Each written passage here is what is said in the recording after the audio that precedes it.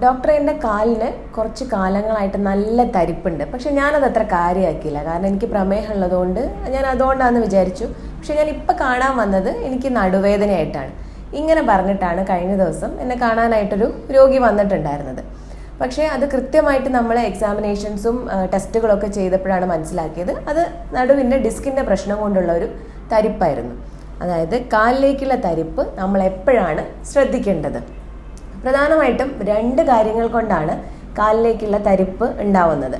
അതിലൊന്ന് എന്ന് പറയുന്നത് പെരിഫറൽ ന്യൂറോപ്പതി എന്ന് പറയുന്ന അസുഖത്തിലും രണ്ടാമത്തത് ലംബാർ റാഡിക്കുലോപ്പതി എന്ന് പറയുന്ന അസുഖത്തിലാണ്.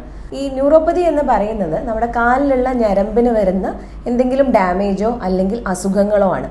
അതേസമയം റാഡിക്കുലോപ്പതി എന്ന് പറയുന്നത് നട്ടെല്ലിൽ നിന്നും ഞരമ്പ് പുറത്തേക്ക് വരുന്ന ആ ഒരു സ്പോട്ടിൽ വെച്ചിട്ട് അതിനെന്തെങ്കിലും ഒരു ബ്ലോക്ക് വരുന്ന കണ്ടീഷനാണ്. അതായത് ഡിസ്കിന് വരുന്ന തള്ളലോ അല്ലെങ്കിൽ തേയ്മാനം കൊണ്ട് വരുന്നതോ അല്ലെങ്കിൽ എന്തെങ്കിലും ഫ്രാക്ചർ പോലെയുള്ള കണ്ടീഷൻസിലൊക്കെ ഈ 2 രീതിയിലാണ് ഞരമ്പിന് പ്രശ്നങ്ങൾ ഉണ്ടാവുന്നത്. ഈ 2 അസുഖങ്ങളും തമ്മിലുള്ള ലക്ഷണങ്ങൾ തമ്മിൽ കുറേ അധികം വ്യത്യാസങ്ങളുണ്ട്.